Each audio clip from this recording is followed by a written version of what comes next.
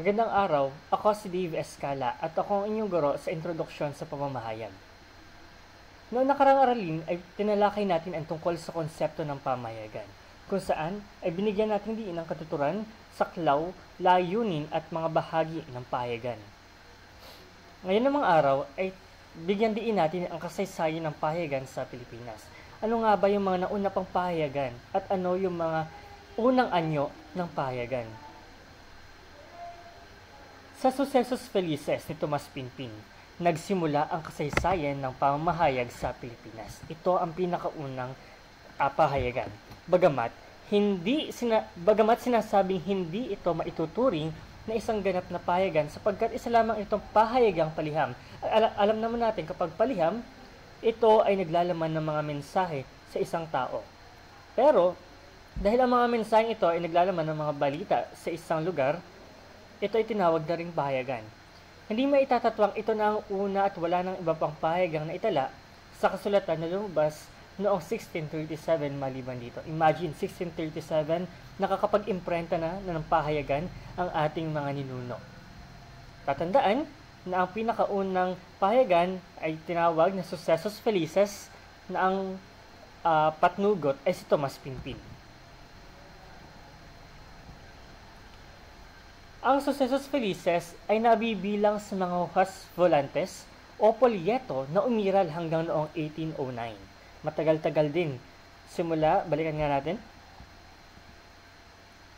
Simula 1637 up to 1809. Imagine kung gaano katagal yon. Isa rin sa lumabas noon ay ang Al Publico o sa publiko, isa sa sinasabing hojas volantes, na lumitaw naman noong Pebrero 27, 1799.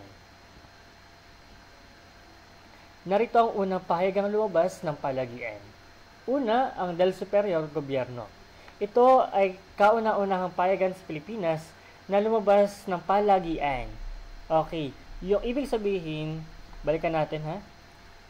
Yung Sucesos Felices, hindi siya palagian, hindi siya araw-araw. Samantalang, itong Del Superior Gobyerno ang pahayagang malimit na lumalabas. Ito ay sinimula noong August 8, 1811 at natapos noong 1832. Sumunod, ang La Esperanza, na ang author naman ay si Felipe Lacorte at Evaristo Calderon. Ito ay sinimula naman noong December 1, 1846 at natapos noong 1849. Ito ang kinikilalang unang pahayagang pang-araw-araw. Ito na yung araw-araw na lumalabas. Araw-araw may issue na dyaryo.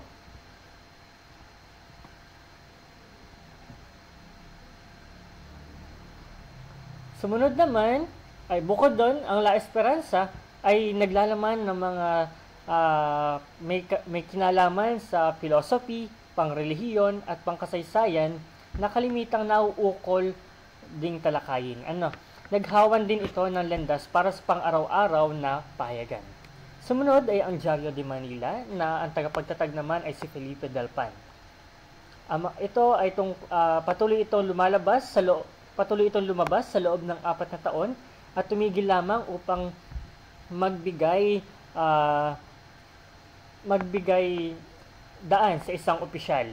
Ngunit muling inilathala hanggang 1899 na maging maligalig ang katayuan ng Pilipinas. Ito ay nagsimula noong 1849 na ang tagapagtatag naman ay si Felipe Dalpan. Sumunod ay ang El Comercio ni Ulpiano Fernandez na ito ay pahayagang pang-araw-araw din.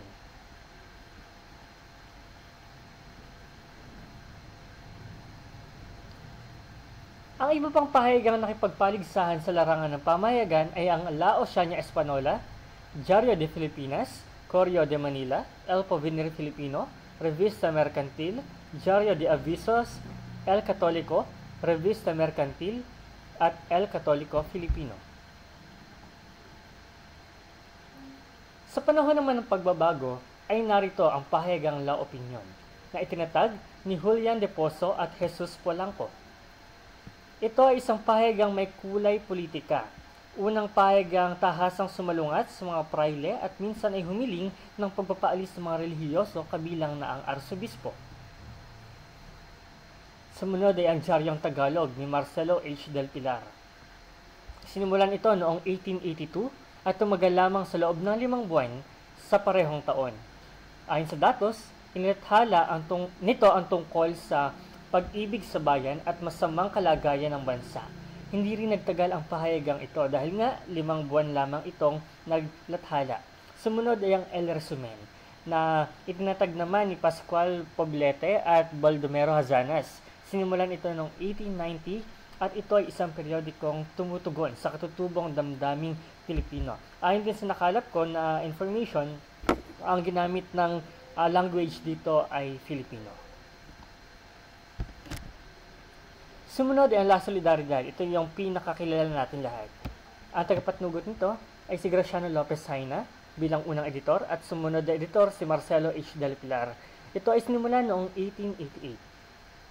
Ayon sa datos, ito ay pahayagan ng Pilipino sa Espanya. Ibig sabihin, nung ito ay ginagawa, si Graciano Lopez at si Marcelo ay nakabase noon sa Espanya at doon sila naglalathala. Ito ang nasusulat sa wikang Kastila at para lamang sa mga intelektual. Alam naman natin na noong una, ang may kakayahan lang makapag-aral ay yung mga mayayaman. At kapag ikaw ay mahirap, ikaw ay tinuturing na dapat ay nakatutok sa mga trabaho. Sumunod ay ang Kalayaan. Ito ang itinatag ni Andres Bonifacio, Emilio Jacinto at Dr. Pio Valenzuela. Sinimula noong Enero 18, 1896 at ito ay pahayagang nasa katutubong wika. Ang tangi at unang labas nito ang nagpasiklab ng damdaming Pilipino. Ang Republika Filipinas, La Revolucion, El Heraldo de Revolucion ay tinatag ni Pedro A. Paterno.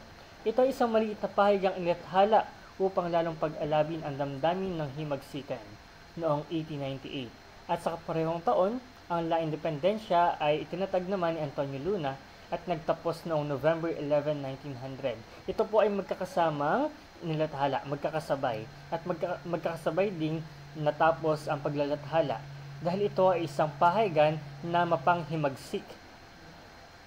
Sumunod ay ang Gaceta de Filipinas na ang dating pangalan ay El Heraldo Filipino at naging Heraldo de Filipino, naging Indies Official. Ito ay sinimula noong September 29, 1898 at nagtapos noong October 14, 1899. Ito ay opisyal na pahayagan ng Rebolusyong Pamahalaan. Bukod pa rito, ito ay inilathala ang tekstong opisyal na mga utos ng pamahalaan. So dito ipinapublish kung ano yung mga utos ng mga gobernador silyo.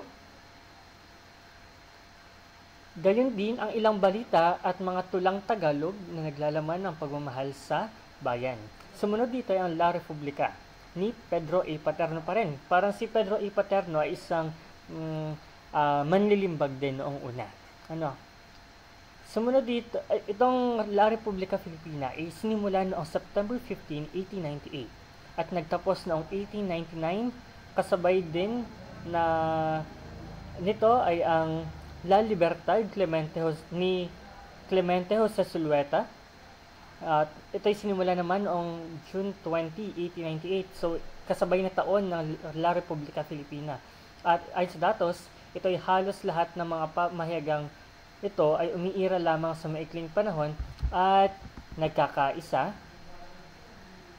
sa pakikipaglaban sa kasarinlan ng bansa. So kasama rin pala niyan ang Kaibigan ng Bayan. Ito naman ay sa Malolos, Bulacan na ipublish at yung Columnas Volantes na ipinublish naman sa Lipa, Batangas at ang La Federacion na inilathala naman sa Kabatuan, Iloilo. Kasama rin ang El Nuevo Dia na ipinublish naman sa Cebu na ang patnugot ay si Sergio Osmeña.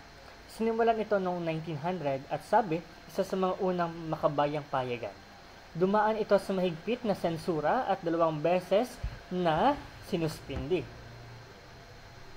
Ang La Renacimiento ay itinatag naman ni Rafael Palma noong 1901 at ayon sa datos, ito ay pahayagan nagpapanatili ng damdaming makabayan ng mga Pilipino. Masiglang pangangampanya laban sa mga di matapat at mandaraya sa pamahalaan. So, no ito ay pinablish ito ay talagang tinuligsa ng mga nakaupo, dahil nga parang ikinakampaign dito na dapat daw yung mga mandaraya o yung mga nagpapahirap sa pamahalaan o sa mga Pilipino ay talagang dapat daw mapaalis na rin dito sa Pilipinas. Sunod ay ang El Debate ni Ramon Torres. Ito ay isang pahayagang makabayan kasama ang La Opinion, Los Obreros, La Vanguardia at Taliba. At ito ay magkakasabay natapos noong 1972, particularly noong September 21, matapos ideklara ang batas militar. Ayon pa, dito, taimtim na tumataguyod ito ng kampanya para matamo ang kalayaan sa Estados Unidos. So ito yung panahon na tayo ay nasasako pa ng mga Amerikano. Sumunod dito ay ang mga pahayag pampolitika na La Democracia, Consolidación Nacional, at sumunod din ang Manila Daily Bulletin na ang tagapatnugot naman is si Carson Taylor. Sinimulan ito noong February 1, 1900 at matapos ideklara ang batas militar noong September 21, 1972. Ang Manila Daily Bulletin ay pahayagan na uukol sa pagbabapor, ngunit malaunan ay nagtataglay na rin ng iba't ibang balita. Nabili ni Hans Menzi noong June 12. Ibig sabihin, yung Manila Daily Bulletin ay nung unang publish nito, nung unang labas, ay ang mga nilalaman lamang nito ay mga tungkol sa mga biyahe ng vapor. When we say vapor, ito yung noon naman wala pang barko. So ito yung hugis tabo na sasakyang pandagat. Cable news. Sumunod sa Manila Daily Bulletin ang cable news na ang tagapatnugot naman ay si Israel Putman. Ayon sa datos, isinama sa kalaunan sa pahayagang American na naging Cable News American. Sumunod dito ang Philippine Free Press na sinimulan noong 1907 or August 1908 dahil yung naging dalawa yung may-ari dito. Ang una ay Hukom at naging Kincaid. Ito ay magazine Ingles naman na umiral ng mahabang panahon. Sumunod naman ay ang Graphic. So, ito na yung panahon ng El Renacimiento pa rin, panahon ng Amerikano. Ibig sabihin, lumabas yung Graphic na ang tagapatnugot ay si Ramon Roses. Sinimulan ito noong July 1927 at ayon sa datos, naging kalaban ng Philippine Free Press. Napahinto ang paglilimbag bago pa sumapit ang pananakop ng mga Hapones at nagpatuloy mula lamang noong Maya 25, 1948 sa ilalim ng bagong pangalang Kislap. Sumunod naman ang Liwayway na ang patnugot ay si Ramon Roses na sinimulan noong November 18, 1922. Ayon sa datos, ito ay isang babasahing magazine sa Pilipinas na nakasulat sa wikang Tagalog. Sumunod naman ang Manila Times. Kung mapapansin nyo, nandito na sina Thomas Golwan. Ibig sabihin, nagsimula na rin mag-publish ang mga Amerikano sa panahon ng El Renacimiento. Ang patnugot nito ay si Thomas Golwan at si Wilmot Lewis. Ito ay sinimulan noong October 11, 1898 at natapos noong Marso 15, 1930 at ito ay binili ni Alejandro Roses Sr. Sumunod ang Philippine Herald. Ang tagapatnugot dito ay sina Vicente Madrigal, Manuel Earnshaw, Thomas Earnshaw, Ramon Fernandez, Chidoro Yanco, Mauro Prieto at iba pang milyonaryong Pilipino. Ito ay sinimulan noong Agosto 8, 1920 at matapos ideklara ang batas militar noong September 21, 1972. Ayon sa datos, ang Philippine Herald ay pahayagan ng panghapon. Naging bahagi na lamang ito kalauna na naging kawing na pahayagan ni Alejandro Roses Sr.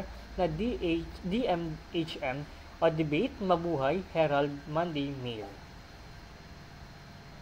Sumunod naman ang Philippine Review at Pillars. Ayon sa datos, ito ay tanging naging popular sa mga magasing inilathala ng mga Hapon. Sumunod ang News Desk, Daily Pacifican Young Star Stripes. Ito ay sinimulan noong 1945, panahon ng paglaya o panahon ng liberasyon. Ito ay pahayagan ng sundalong Amerikano. Free Philippines na inilathala naman sa Leyte. Ang tagapatnugot naman nito ay Office of War Informations ng punong himpilan ni General Douglas MacArthur noong 1945. Ang kopyang ito ay pinamahagi ng walang bayad. Sumunod ay ang Bagong Buhay, Taliba, The Philippine Press, The Manila Chronicle, The Comet, The Courier, The Express, The Phil-American, The Filipino Observer, The Freedom, The Guerrilla, The Liberal, The Daily Mail, The Philippine Liberty News, The Manila Post, The Progress, Voz de Manila, The Victory News, The Evening Herald, at iba pa. Nagtapos ito ng sabay-sabay sa panahon ng batas militar noong September 21, 1972. Ibig sabihin, alam naman natin na noong panahon ng batas militar, pinagbawal ang paglalabas ng mga balita sa lalong-lalo na sa pamahalaan o kalagayan ng bansa. Kaya napakaraming dyaryo o pahayagan ang natigil sa pagdedeklara ng batas militar. Ayon sa datos, yung mga nabanggit kong dyaryo o pahayagan ay lihim na umusbong dahil nais ng mga mamamayan ang balitang nahihinggil sa loob at labas ng bansa. Na noong panahon yon, ayun naman yung pilit isinisikreto o itinatago ng gobyerno dahil na rin sa mga mananakop. Sumunod ang The Morning Sun na ang tagapatnugot naman ay si Sergio Osmeña Sr. Sinimulan ito noong Abril 1946. Sumunod ang Daily News Balita ni Manuel A. Rojas. At ayon sa datos, ito ay pahayagan ng Partido Liberal. Sumunod ang Daily Mirror.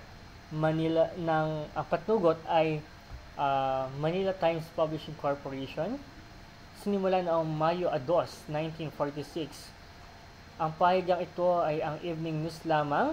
Ang pahayagang panghapon, makalipas ang digmaan. Sumunod ang Mabuhay ni Amado V. Fernandez. Na katulad ng Daily Mirror, magkasabay silang nagtapos noong panahon na idineklara ang batas militar. Hindi rin nagtagal ay ipinagbili ng mga manahan na si Fernandez ay puspusang lumahok sa politika noong 1955 hanggang 1956. Sumunod na ang Weekly Nation ni D.H. Soriano na sinimula noong Agosto 27, 1965. Ayon sa datos, ito ay isang uri ng magazine, lingguhan na nagtataglay ng makabago at masaklaw na mga artikulo. Sumunod ang Examiner ni Leon O. T. Isang lingguhang magazine na kahawig na sa anyo at estilo ng Times at Newsweek na limitado ang saklaw at publisidad. Sa panahon ng pagpapalaya, matapos ideklara ang batas militar noong September 21, 1972, kagyat na naglaho sa sirkulasyon ang lahat ng mga pahayagan, ngunit hindi nagtagal ay may lumabas ring mga tabloid. Ibig sabihin, katulad ng sinabi ko kanina, noong September 21, 1972, nagdeklara ng batas militar kung saan pinatigil ang paglalathala ng iba't ibang mga pahayagan. Pero, dahil matatapang ang mga Pilipino, ay unti-unti pa rin may lumalabas ng mga pahayagan. At yun yung mga tinatawag nating tabloid. When we say tabloid, ito ay yung mga dyaryo na maliit lamang, katulad ng ating nakaraang pinag-aralan. Tabloid ay mga maliit na pahayagan na limitado ang mga impormasyon dahil kakaunti ang bahagi nito. Unang linggo pa lamang ng sumunod na buwan, October 1972, ay lumabas na ang unang sipi ng tabloid na Mabuhay at Sit-Sirit-Sit. Nagsunura na lumabas ang mga pahayagang Times Journal, People's Journal, Templo, ang Taliba, Metro Manila Times, The Guardians, Pahayagang Malaya, Mr. and Mrs. Veritas, Filipino Times, Philippine Science, at iba't iba pang pahayagang lokal na karaniway nasusulat sa Pilipino o sa wika ng rehiyong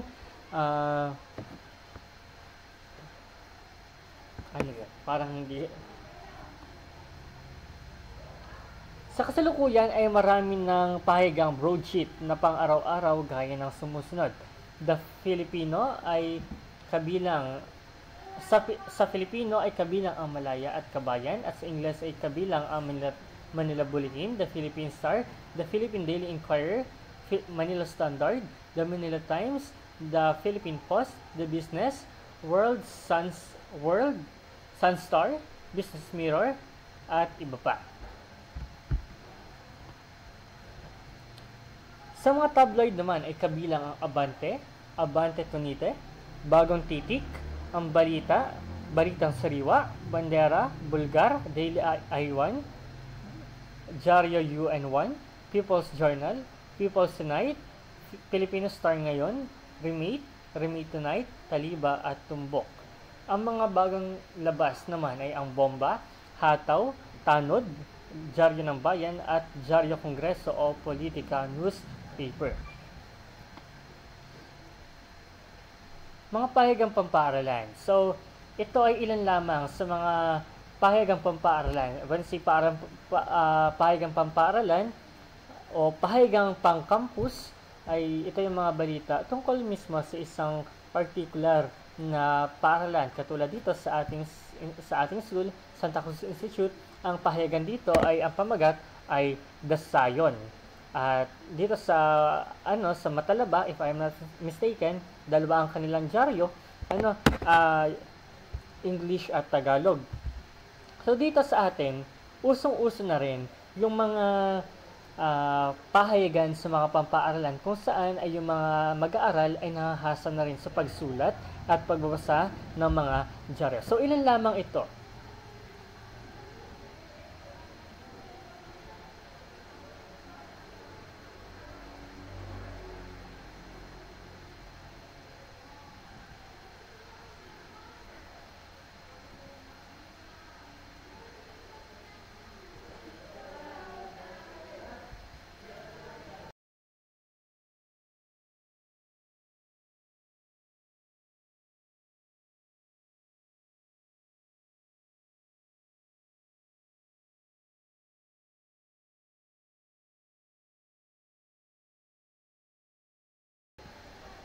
Okay. Ang pahayagang pampaaralan. Naging lalong aktibo ngayon ang mga pahayagang pampaaralan sa paglahok ng mga patimpalak sa pagsulat ng iba't ibang sulatin sa pagtataguyod ng Secondary School Press Conference na idinaraos taon-taon. Sa alinmang patimpalak ay tinaguyod ang SSPC, Pandivision man, Pangrelihiyon o Pambansa. Dalawang kategorya ang nilalahukan ng mga kinatawang mamamahayag estudyante. Ang una ay individual at ang pangalawa ay pangkatan. Sa pangkatan, kadalasan dito nakakasama dito mga collaborative writing o kaya naman ay ang radio broadcasting. Okay, panoorin natin yung halimbawa ng radio broadcasting. Ito ang unang radyo ng masang Pilipino. Sa ating balita at serbisyo para sa pagbabago. 107.5 sa inyong mga radyo.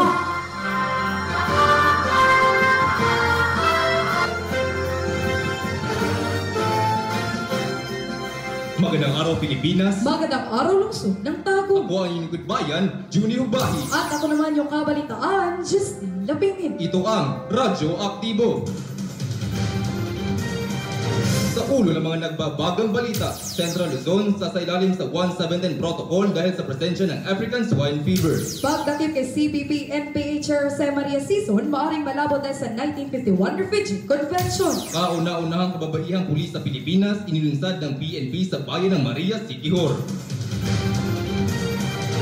Una sa balita, pinapaigting ng Department of Agriculture ang implementasyon ng 1710 Protocol para mapigilan pagkalat ng ASF sa bansa. Para sa detalye, narito si Nicole Astillero. Iginit ni DI Secretary William Dar na lumawak ang mga lugar na under quarantine ngunit hindi mo na pwedeng sabihin kung saan. Nakapaloob sa protocol ng mga baboy na nasa 1 km radius ang site of infection ay dadaan sa mandatory culling. Samantala, magtatalaga naman ng quarantine checkpoint sa loob ng 7 km radius ng lugar. Gayunpaman, inaasahan ng DA mga may-ari ng baboyan na iulat ang anumang sakit ng mga hayop sa loob ng 10 km radius. Nicole Astillero, nagpabalita.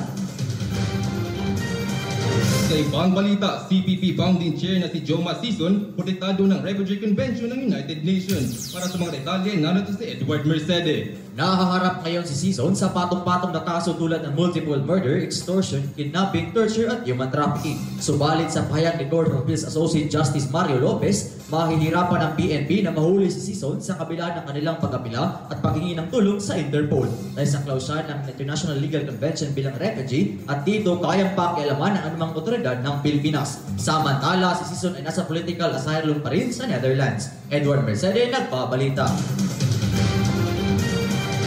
Sa ibang balita, tinaguri ang Mariang Police na binubuo ng 21 kapulisan, formal na pinakilala sa publiko para sa detalye narito si Shenevel Bante. Pinamuno ni Police Captain Judith Besas ang pinakaunang female-dominated police force sa bansa na pinangalan ng Mariang Police. Ang Kisikor Governor Zaldi Villa na patunay ito na epesyente ang mga kababayan sa kahit anong trabaho. Matatagpuan ang nasabing police station sa bayan ng Maria, kakibat ito ang pagbabago ng imahe ng lalawigan ng City Hall bilang lugar ng mga mamamara. Shenevel Bante, nagbabalita. Salamat, Shenevel. Nagbabaga pa rin ang mga balita sa pagbabalik ng Radyo Aktibo. Pagiging handa sa mga sakuna, ito ang daan sa kaligtasan. Emergency buckets ang kailangan at importanteng mga supplies. Emergency kit, check. Flashlight and batteries, check. Food and water supply, check. Ayan, in case of emergency, I am ready. Sana kayo rin ay handa upang sa panahon na sakuna, lahat tayo ay may palangga. At maging masunurin sa lahat ng kautusan sapagkat nasa huli ang pagsisisi. Makinig sa mga payo at tuntunin para ang buhay hindi malagay sa langanin. Isang paalala mula sa himpilang ito. Ikaw, gano'n ka kanda? At nagbabalik po ang Radyo Aktibo. Ibinunyag ni dating Valencia City Mayor Jose Galario Jr. ang bentahan ng hospital pass sa New Bilibid Prison na nagiging daan sa illegal na transaksyon. Para sa mga detalye, narito si Alexander De Lola. Isiniwalat ng dating alkalde ng Valencia sa mga nagdaang padinig sa Senado ang iligal na pagbibenta ng hospital pass sa mga drug lord upang gawing sentro ng iligal na transaksyon ang Bilibid Hospital. Tinatayang aabot ng 2 milyon piso ang kinikita ng mga doktor na posibleng sangkot sa iligal na bentahan. Gayunpaman, nilinaw ng Medical Director Dr. Orceso Cenas na awang di makatotohanan ang mga aligasyon sa ospital. Alexander De Lola, naka-aktibo. Salamat, Alexander. Sa ibang balita, ipinagtanggol ni Senador Tolentino si DOTR Secretary Tugade mula sa naging pahayag ni Senadora Po tungkol sa problema sa traffic sa EDSA. Para sa mga detalye, narito si Justine Lapini. Sinabi ni Senator Francis Tolentino na dapat isisi kay DOTR Secretary Arthur Tugade ang problema sa traffic dahil hindi ito saklaw na kanilang mandato. Naliwas naman ito sa naging pahayag ni Po na dapat pababain sa pwesto si Tugade dahil sa pinang-pag-resolba ng traffic congestion sa EDSA. Sa kabilang banda saan ni Tugade na maraming magagawa ang gobyerno kung maaprobahan ang emergency powers ng Presidente. Justine Lapini, nagbabalita. At yan po ang mga nakalap na balita sa araw na ito. Muli ito po ang ilukod, Justine Lapini. At ako naman po si Julie Hubahi. Pilipinas, isang pagpupugay sa mga atletang Pilipino sa 30th SEA Games na nag-uwi ng karangalan sa bayan. Okay. Ito ang So, yan. Ang halimbawa ng radio broadcasting, kadalasan yan ay 5 minuto lamang na kung saan ay dapat, kapag dito sa pamprobinsya mula district ay 5 minuto, pero kapag national na ay umaabot ng 10 minuto ang maximum. So, sa pangapahigang pampaaralan, halimbawa niyan sa mga individual game o individual level ay ang individual category ang pagsulat ng balita, both Filipino and English, pagsulat ng editorial, Filipino and English, pagsulat ng lathalain, Filipino and English, pagsulat ng balitang pang-sports at Filipino at English din, pagwawasto at pagsulat ng ulo ng balita, Filipino and English, photojournalism, Filipino and English, at editorial cartooning, Filipino and English. Sa paligsahang pangkata naman, narito ang pag-aanyo, pahina ng balita, pahina ng panitikan at lathalain, pahina ng sports, komunikasyon developmental, pahina ng pang-agham, at pinakamagaling na pahigang pampaaralan. So, yun ang dito na kakatapos lang natin sa lecture nito. Yun ang kasaysayan ng pahayagan sa Pilipinas at ang mga pahayagang pampaaralan. Sana may natutunan kayo at be ready sa ating activity na makita nyo na lamang dyan sa ating Google Classroom app. Maraming salamat at see you sa ating face-to-face classes.